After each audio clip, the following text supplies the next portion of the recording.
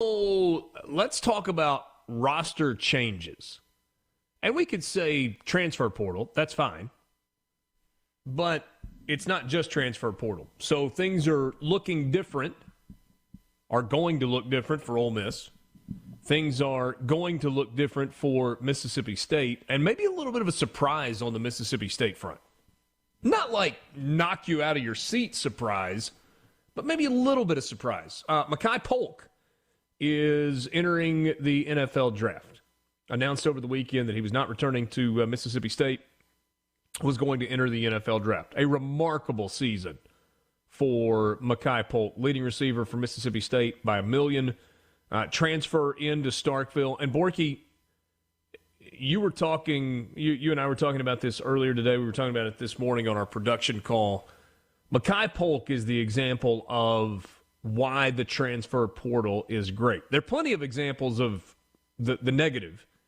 Guys that end up without a spot, that the music stops and they don't have a chair to sit in, or that they just transfer because they're not any good and they're not playing and they want a better shot, and guess what? They're still not any good and they're still not playing at their next place. But for some guys, the transfer portal makes all the sense in the world, and Makai Polk is one that falls into that category. Oh, yeah. I mean, what I keep going back to is if he were still at Cal, would he get the chance to go play in the NFL this year? Maybe. But would he have been as productive as he was? Would he be a 1,000-yard receiver if he stayed at Cal? Because I can tell you what that answer is. That answer is no. So he was at Cal, and they really struggle offensively. Bad quarterback play, system not great. Hell, they can't even complete their schedule this season anyway on time. A lot of issues at Cal. And then he goes to Mississippi State to play the system as a wide receiver that will get him touches, will get him targets, will get him catches, will get him yards, and will get him to the NFL.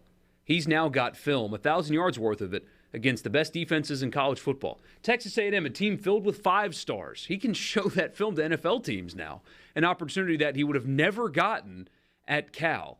He went to Mississippi State. You can argue that, maybe he should have stuck around for another year to continue to improve that stock. But the transfer portal absolutely, undoubtedly made him money by making this decision and going where he went. This is why I like the portal, because this guy, Makai Polk, made money because of its existence, and he improved his circumstances, and now he gets to go play in the league, which he will next season, no doubt. I don't know the cumulative numbers for you, but these game-by-game numbers are interesting. Makai Polk. In the opener against Louisiana Tech, 10 catches for 57 yards, 4 for 33 against NC State. Coming out party against Memphis, 11 for 136 and a touchdown. 8 for 78 and a touchdown against LSU. Huge against Texas A&M. 13 catches, 126 yards and 2 touchdowns. 7 for 59 against Alabama. 6 for 53 and 2 touchdowns against Vanderbilt. 5 for 51 against Kentucky. 8 catches for 117 yards at Arkansas. 8 catches, 61 yards, 2 touchdowns at Auburn. 9 catches for 110 yards against Tennessee State and a touchdown. 10 catches for 98 yards against Ole Miss. And in the bowl game against Texas Tech, 7 catches for 57 yards. He was good.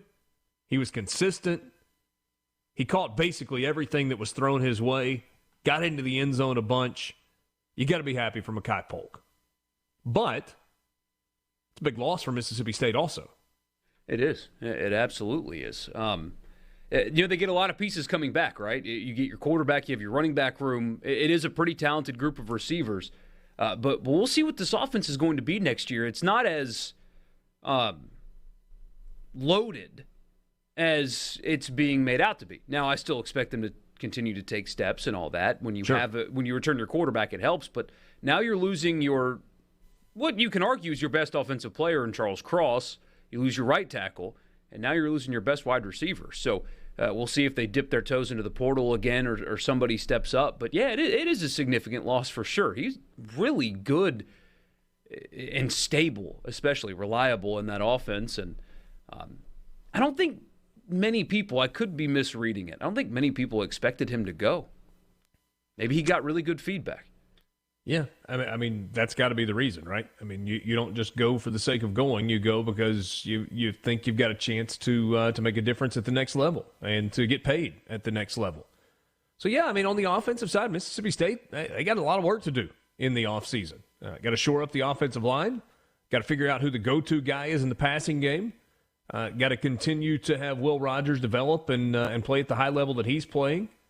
And, figure out a way to get more production out of two really good running backs in Johnson and Marks. So we'll see how it all shakes out for Mississippi State.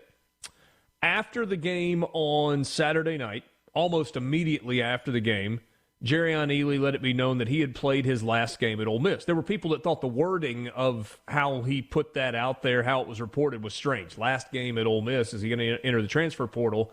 Well, the following day, he makes it known via Twitter, through a thank you message and all of those things, that he is entering the NFL draft. Jerrion Ealy, he's going to test well, isn't he? Yeah, he'll test well. He's going to run fast. He's shifty. He's explosive. He's probably stronger than he gets credit for, but he's not huge. And NFL teams don't generally reach for running backs. What do you think the best case is for Jerrion Ealy in terms of draft? Oh, mid-round Third, fourth guy. round? Yeah. Hey, the thing is, and I've had people ask me, why would he do this? Why would he do this? And you're right. He probably could have improved his stock. He could have. Mm-hmm. It wasn't going to be at Ole Miss as long as Connor and Parrish are still in that room. And even if they're not, apparently Zach Evans, Ole Miss leads to get his transfer. So there was not going to be a dominant running back in that room. They were going to split carries regardless. Mm-hmm. So maybe that could have happened elsewhere. But the thing about running backs is you have to be special, like the best in college football, to get a look at a first-round pick. To get a look at it. They don't draft running backs anymore. Not really. I mean, you may get one at the end of the first round this year, maybe. So if you're not that guy and you're healthy, the advice is probably to go. Borky, in terms of guys that are in the NFL that were stars in college that were not reaches in the draft, obviously Derrick Henry has been massive for the Titans. He's a freak. He's a difference maker. Jonathan Taylor out of Wisconsin, he's been really, really good. But you know where they picked him? He was an elite college running back. Elite. Into the second round. Yeah.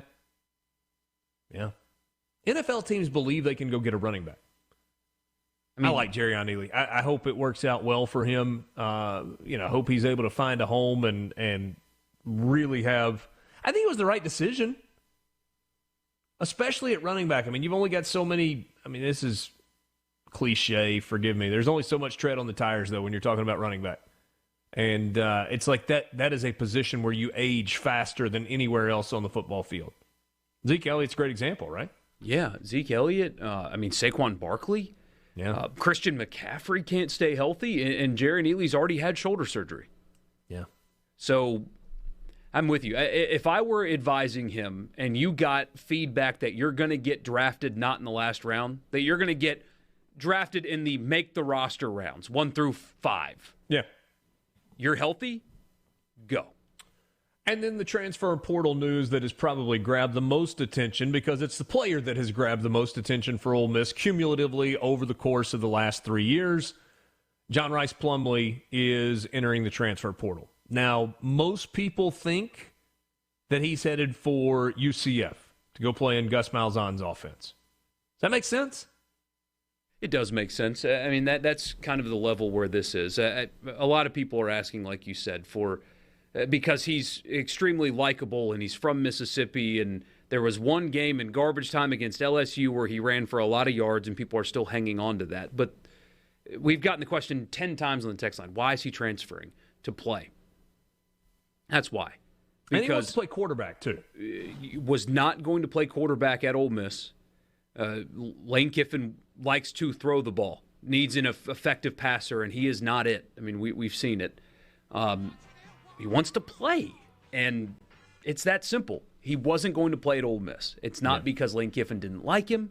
It's because in the SEC, you have rosters, even in Mississippi, filled with elite level athletes at all the skill positions. He's going to have to go win a job at UCF, though. I mean, that's not just going to be his job because he walks in the door. Obviously, Dylan Gabriel has moved on. Mikey Keene's been pretty good. He's a freshman. I mean, I like what John Rice Plumlee can do more than Joey Gatewood. He's going to have to go beat Mikey Keene out, though.